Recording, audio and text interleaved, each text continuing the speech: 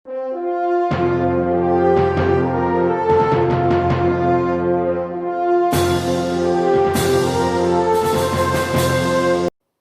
selamat malam, ama-ama, akung-akung yang dikasih oleh Tuhan. Kita bersyukur pada malam hari ini kita dapat bersekutu, berkumpul kembali di dalam komunitas kita, yaitu di Komisi Usia Indah Gereja Kristen Kalam Kudus Ambon. Sebelum kita memuji Tuhan, sebelum kita mendengar firman Tuhan, mari kita mempersiapkan hati kita dengan bersaat teduh sejenak di hadapan Tuhan.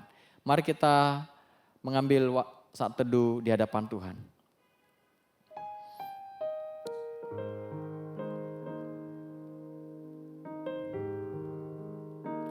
Firman Tuhan dalam Mazmur 59 ayat 17 sampai 18 mengatakan kepada kita demikian. Tetapi aku mau menyanyikan kekuatan-Mu. Pada waktu pagi aku mau bersorak-sorai karena kasih setiamu. Sebab Engkau telah menjadi kota bentengku, tempat pelarianku pada waktu kesesakanku. Saat teduh selesai, ama-ama aku dikasih oleh Tuhan. Di dalam kehidupan ini kita bersyukur ada pribadi yang maha kuasa yang selalu menopang kehidupan kita. Yang selalu menjaga kita. Di saat kita mengalami kesesakan, kita boleh datang kepada Dia. Dan Dia akan memberikan kekuatan kepada kita, memberikan penghiburan kepada kita. Di saat kita menghadapi masalah, kita percaya bahwa Tuhan yang Maha Kuasa itu akan selalu membuka jalan keluar bagi setiap persoalan hidup kita. Oleh sebab itu, di dalam hidup kita tidak ada alasan bagi kita untuk tidak bersyukur kepada Tuhan. Oleh sebab itu, mari kita menyanyikan satu pujian. Bapa di sorga, hatiku bersyukur.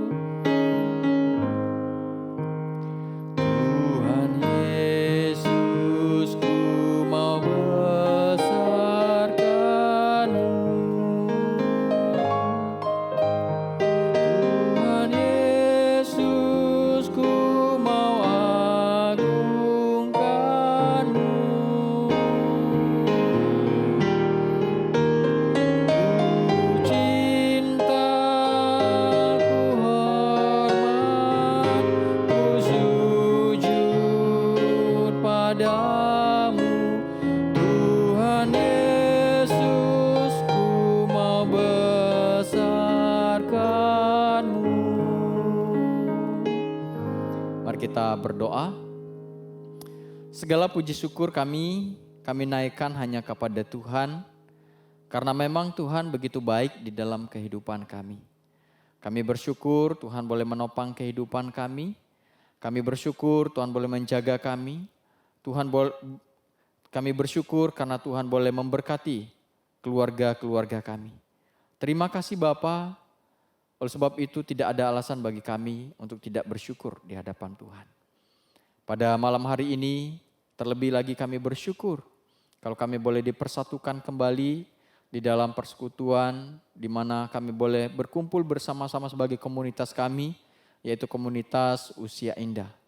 Kiranya Tuhan memberkati persekutuan kami pada malam hari ini, sehingga lewat persekutuan ini kami boleh menyenangkan hati Tuhan. Lewat persekutuan ini kami boleh merasakan ada ikatan kasih di antara kami jemaat Tuhan di dalam kasih dan anugerah Tuhan. Dan di dalam persekutuan ini juga kami boleh senantiasa mendapatkan kembali kekuatan yang daripada Tuhan.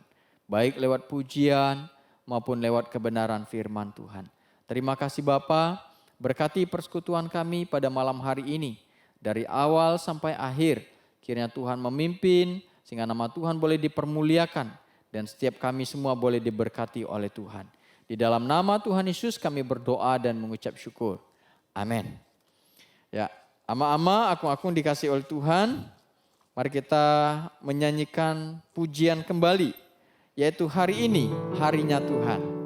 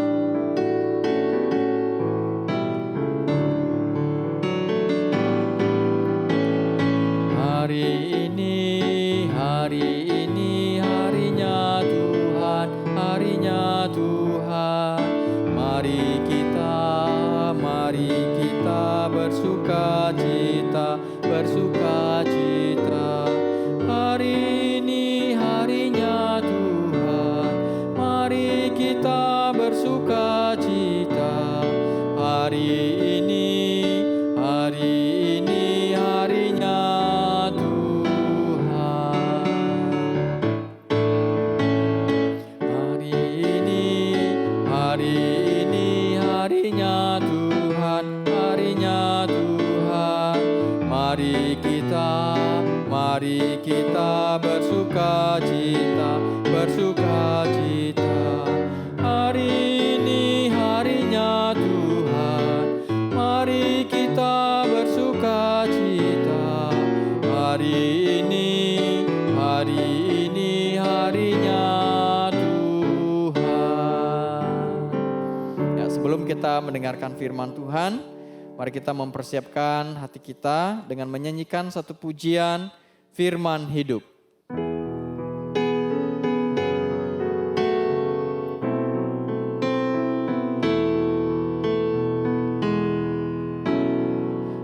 Firman Khalik semesta, aja firman hidup yang mengasihi makhluknya, aja firman hidup.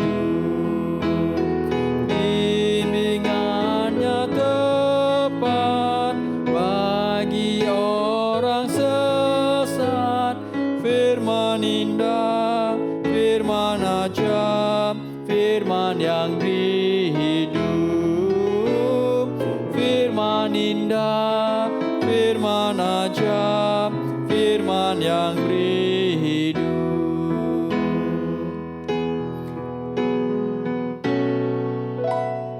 Firman Putra mulia, ajaib firman hidup, menyampaikan kurnia, aja firman hidup. Oleh darah kudus dosamu ditebus. Firman indah, firman ajaib, firman yang beri hidup. Firman indah, firman ajaib, firman yang beri hidup. Mari kita berdoa untuk mempersiapkan hati kita untuk mendengarkan firman Tuhan. Bapa kami yang di surga, kami bersyukur pada malam hari ini kami boleh kembali diberikan kesempatan untuk kami boleh mendengarkan kebenaran firman Tuhan yang akan disampaikan lewat hamba-Mu. Kiranya Tuhan menolong setiap kami yang akan mendengarkan kebenaran firman Tuhan, sehingga firman Tuhan yang kami dengar boleh senantiasa dapat kami pahami, dapat kami mengerti dengan baik, sehingga firman Tuhan ini boleh menjadi bagian di dalam kehidupan kami, menopang kami, memperlengkapi kami, untuk kami terus dapat melewati hari-hari kami bersama-sama dengan Tuhan, sehingga kehidupan kami boleh senantiasa memuliakan Tuhan, dan kehidupan kami adalah kehidupan yang berkemenangan di dalam anugerah Tuhan. Urapi hamba-Mu yang akan menyampaikan firman, pakai hamba-Mu untuk menjadi alat di tangan Tuhan. Sehingga lewat hamba-Mu firman Tuhan dapat disampaikan dengan baik, dengan sederhana. Sehingga setiap kami semua boleh diberkati lewat kebenaran firman-Mu. Berfirmanlah kepada kami saat ini ya Tuhan, karena kami rindu akan kebenaran firman-Mu. Dalam nama Tuhan Yesus kami berdoa dan mengucap syukur. Amin. Salam, selamat malam ama-ama, akung-akung yang dikasihi oleh Tuhan. Pada malam hari ini saya diberikan tema di Komisi Usia Indah, yaitu musuh yang tidak nampak atau musuh yang tidak kelihatan. Ya, untuk membahas tema firman Tuhan ini, mari kita membuka Alkitab kita secara bersama-sama dari Surat Efesus pasal yang ke-6 ayat 10 sampai yang ke-20. Saya akan bacakan bagi kita semua, demikian firman Tuhan. Lembaga Alkitab memberikan topik kepada kita, perlengkapan rohani. Akhirnya, hendaklah kamu kuat di dalam Tuhan, di dalam kekuatan kuasa-Nya. Kenakanlah seluruh perlengkapan senjata Allah, supaya kamu dapat bertahan melawan tipu muslihat iblis. Karena perjuangan kita bukanlah melawan darah dan daging, tetapi melawan pemerintah-pemerintah, melawan penguasa-penguasa, melawan penghulu-penghulu dunia yang gelap ini, melawan roh-roh jahat di udara. Sebab itu ambillah seluruh perlengkapan senjata Allah, supaya kamu dapat mengadakan perlawanan pada hari yang jahat itu, dan tetap berdiri. Sesudah kamu menyelesaikan segala sesuatu, jadi berdirilah tegap, berikat pinggangkan kebenaran dan berbaju jirahkan keadilan. Kakimu berkasutkan kerelaan untuk memberitakan Injil damai sejahtera.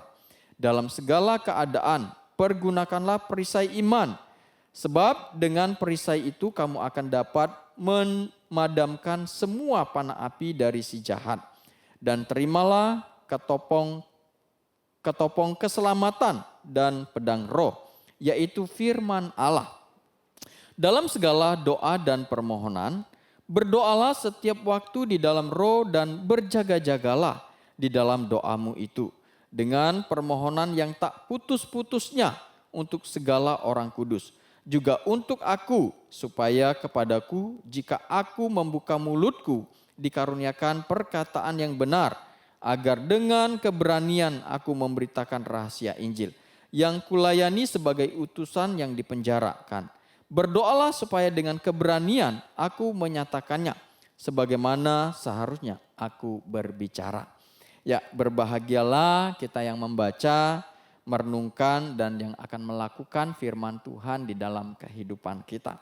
Ama-ama, akung-akung yang dikasihi oleh Tuhan, di sini topik kita dikatakan yaitu musuh yang tidak nampak atau musuh yang tidak kelihatan. Kalau kita berbicara tentang musuh, musuh itu tentunya adalah konotasinya negatif. Yaitu tentunya musuh itu adalah sesuatu yang ingin menghancurkan kehidupan kita, yang ingin mengalahkan kita, sehingga kita selalu mengalami kekalahan demi kekalahan di dalam kehidupan kita. Di dalam dunia perperangan, ama-ama akung-akung dikasihi oleh Tuhan, itu biasanya musuh yang dihadapi adalah musuh yang kelihatan. Nah, kalau musuh yang kelihatan, itu adalah musuh yang tentunya gampang untuk kita atasi. Musuh yang kelihatan adalah musuh yang mudah untuk kita lawan pada umumnya. Tetapi di dalam menghadapi musuh, tentunya kita memerlukan yang namanya strategi.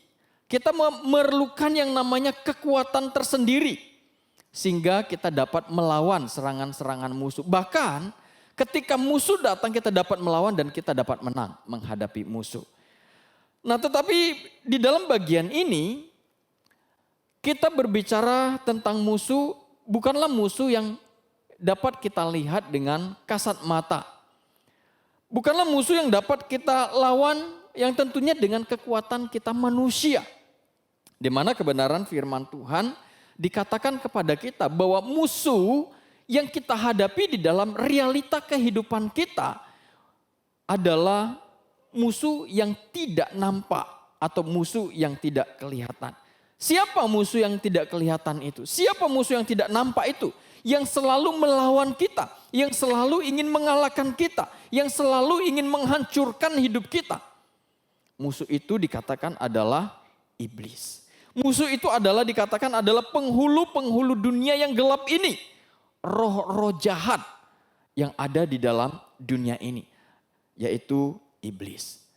Nah, ama-ama aku yang dikasih oleh Tuhan, di dalam 1 Petrus pasal 5 ayat 8, dikatakan kepada kita supaya kita berjaga-jaga menghadapi musuh kita, yaitu iblis. Iblis itu dikatakan berkeliling seperti singa yang mengaum-ngaum, yang siap menerkam kita, yang siap memangsa kita, yang siap membunuh kita. Dalam arti kalau kita melihat singa, ama-ama aku dikasih oleh Tuhan, singa itu tentunya ketika dia ingin memangsa makanannya, dia akan mengintai mangsa itu dengan baik-baik. Dia akan menggunakan strategi yang baik. Sehingga ketika ada kesempatan itu, maka singa itu akan menerkam mangsanya. Dan mangsanya akan mengalami kematian. Dan dia akan mendapatkan mangsanya itu dengan mudah. Nah, dikatakan iblis itu seperti singa yang mengaum-ngaum, yang selalu mengelilingi kita, yang selalu mengintai hidup kita. Salah sedikit kita, maka singa itu, iblis itu dikatakan akan menerkam hidup kita. Iblis itu akan menghancurkan kita. Iblis itu akan mengalahkan kita. Sehingga kita menjalani hidup ini penuh dengan kekalahan. Sehingga kita di dalam menjalani kehidupan ini penuh dengan kekalahan. Karena apa? Karena kita lemah. Tetapi di dalam bagian kebenaran firman Tuhan ini, firman Tuhan mengajarkan kepada kita, walaupun kita sedang menghadapi musuh yang tidak kelihatan di dalam kehidupan kita, kita dapat menghadapinya dengan strategi yang ada, dengan strategi yang diberikan oleh kebenaran firman Tuhan kepada kita. Apa strateginya? Firman Tuhan mengajarkan hal yang sederhana kepada kita. Yang pertama, yaitu lawanlah musuh yang tidak kelihatan itu dengan doa yang tidak putus-putus di hadapan Tuhan. Di ayat 18 berkata dengan jelas kepada kita, dalam segala doa dan permohonan, berdoalah setiap waktu di dalam roh dan berjaga-jagalah di dalam doamu itu. Jadi ama-ama aku yang dikasih oleh Tuhan, seorang teolog yang bernama Martin Luther berkata kepada kita, dia mengatakan begini, doa itu adalah sesuatu hal yang harus kita lakukan sebagai umat Tuhan. Kenapa? Karena doa itu adalah kekuatan kita sebagai orang percaya di dalam kita menjalani kehidupan ini. Sekali saja kita tidak berdoa di dalam kehidupan kita, kata Martin Luther, maka kita sesungguhnya sedang kalah di dalam menjalani hidup ini. Kita kalah menghadapi kekuatan iblis di dalam hidup ini. Oleh sebab itu, mari kita mengatur waktu kita untuk selalu berdoa kepada Tuhan. Nah, pertanyaannya bagi kita, apakah kita selalu berdoa kepada Tuhan secara pribadi di dalam hidup kita? Bangun tidur, apakah kita sudah menyediakan waktu kita secara khusus di hadapan Tuhan, berdoa secara pribadi kepada Tuhan? Ama-ama aku dikasih oleh Tuhan. Di dalam hidup ini biasanya saya setelah bangun tidur, paling tidak minum air putih, selesai minum air putih baru duduk kembali berdoa kepada Tuhan. Setiap di dalam doa saya selalu berkata kepada Tuhan, topanglah hidupku sepanjang hari ini. Karena tanpa Tuhan, aku tidak bisa melewati hariku. Tanpa Tuhan, aku akan gagal. Tanpa Tuhan yang menopang, tanpa Tuhan yang menolong, aku tidak dapat memuliakan Tuhan di dalam kehidupan ini. Dan itu memang Bapak Ibu Saudara. Ketika kita menjalani hari-hari kita tanpa Tuhan, maka sesungguhnya kita tidak akan dapat memuliakan Tuhan di dalam kehidupan kita. Ketika kita menjalani kehidupan ini tanpa menyertakan Tuhan di dalam hidup ini, maka kita tidak dapat memberikan yang terbaik untuk kemuliaan bagi Tuhan. Justru sebaliknya, tanpa Tuhan kita akan melakukan satu perbuatan-perbuatan yang tidak menyenangkan hati Tuhan. Satu perbuatan-perbuatan yang tidak memuliakan Tuhan. Yaitu perbuatan-perbuatan yang tidak sesuai dengan kebenaran firman Tuhan. Oleh sebab itu Bapak Ibu Saudara, mari kita menghidupi kehidupan doa di dalam kehidupan kita. Karena doa merupakan satu kekuatan bagi kita. Doa merupakan satu napas kehidupan bagi kita. Untuk kita menjalani kehidupan ini. Untuk kita terus mengalami kemenangan-kemenangan di dalam kasih dan anugerah Tuhan. Ketika kita menghadapi tantangan dalam hidup ini, mari kita berdoa kepada Tuhan. Ketika kita menghadapi setiap persoalan, apapun itu persoalannya, mari kita berdoa kepada Tuhan. Bersandar kepada Tuhan. Ketika kita berdoa percayalah, maka Tuhan dikatakan akan menganugerahkan hikmat kepada kita. Tuhan akan menolong kita. Tuhan akan memberikan kekuatan tersendiri kepada kita. Sehingga kita dapat melewati hari-hari kita dengan baik. Dan memperoleh kemenangan di dalam Tuhan. Ini yang pertama yang harus kita lakukan untuk menghadapi kuasa iblis itu di dalam kehidupan kita. Yaitu kita harus berdoa.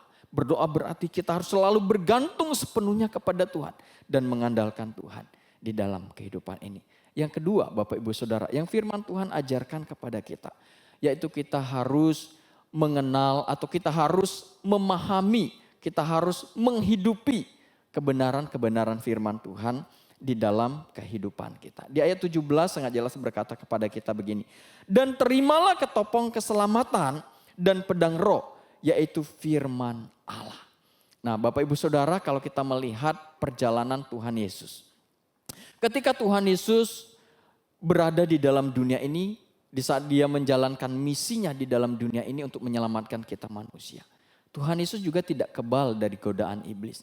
Tuhan Yesus juga tidak kebal dari ujian, dari tantangan dari si jahat itu.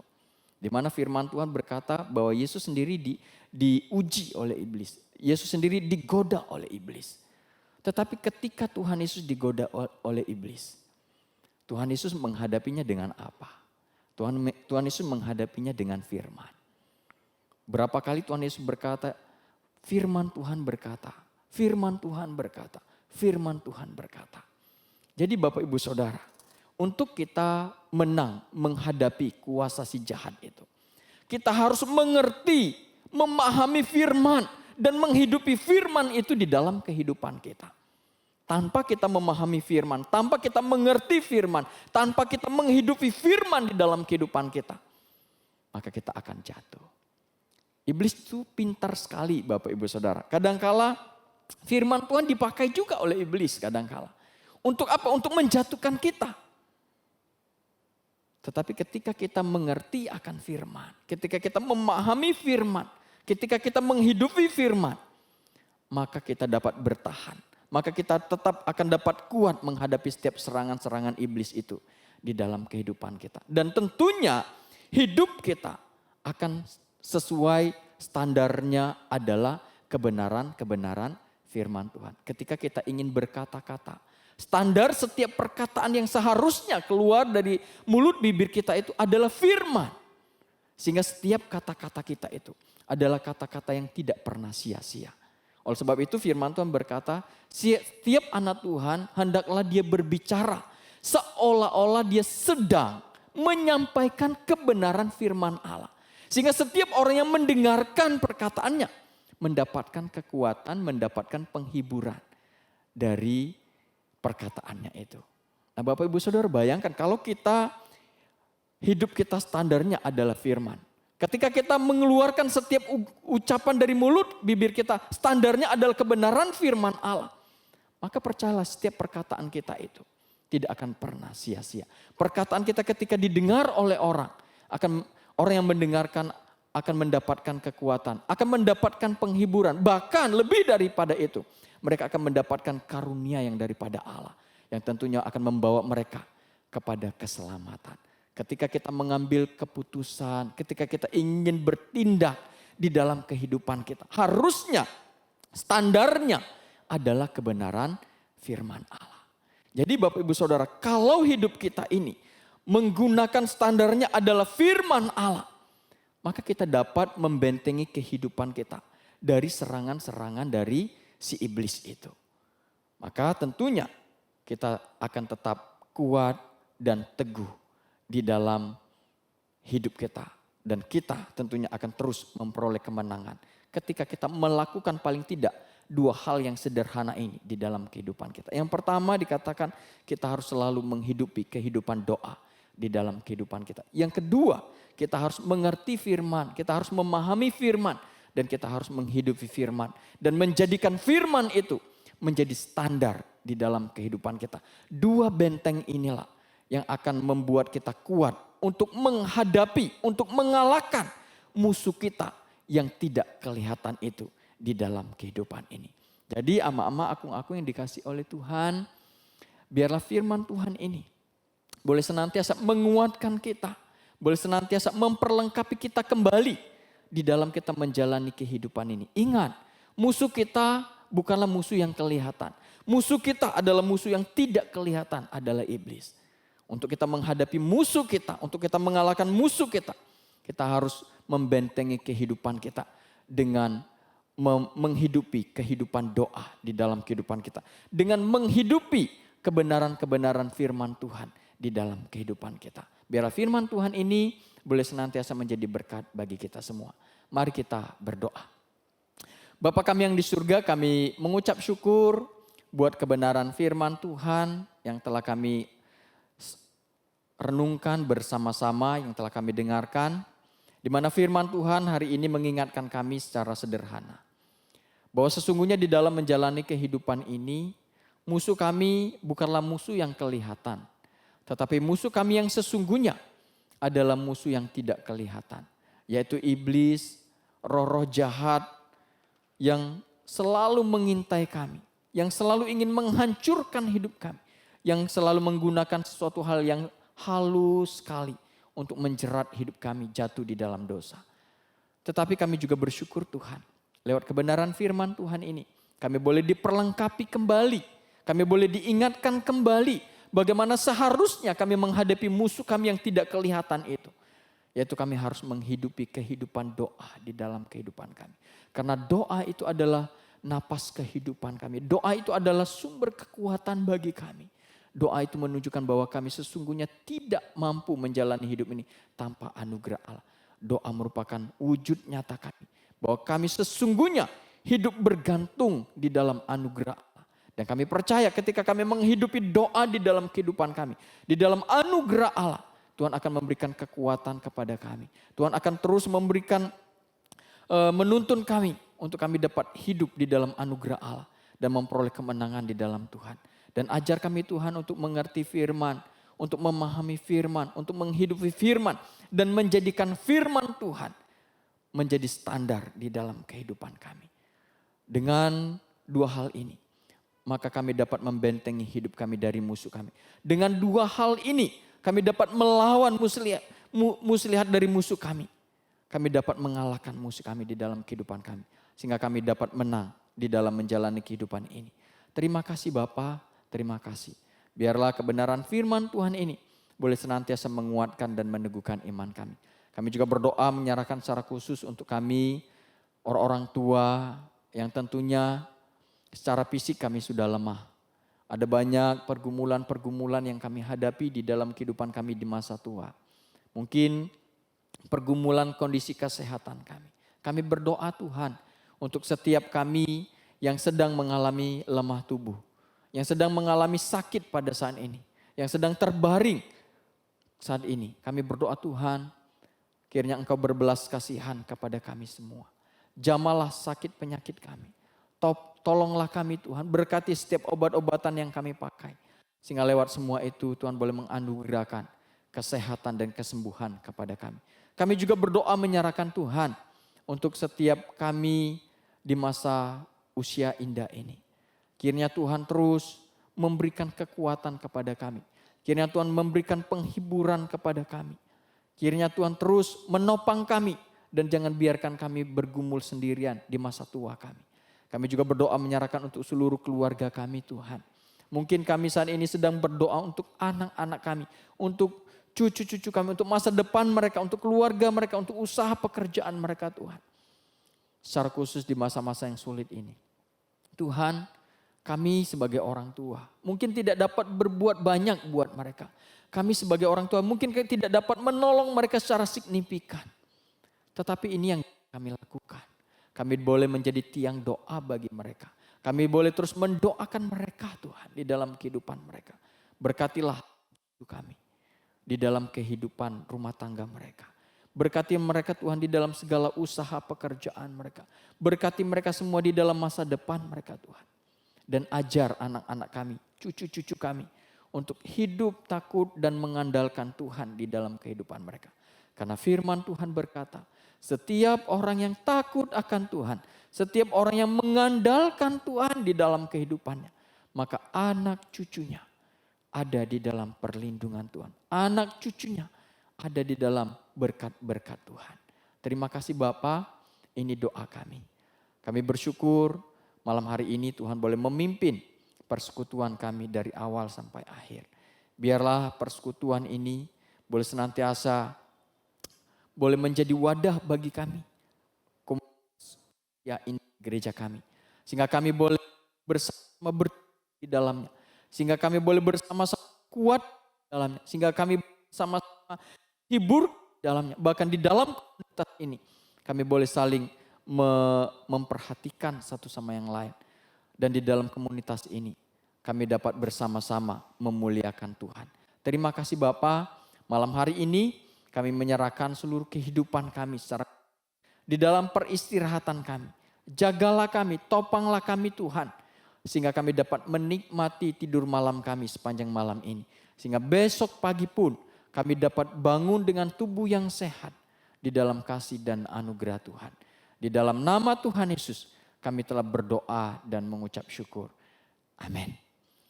Salam, selamat malam. Ama-ama, akung-akung yang dikasih oleh Tuhan.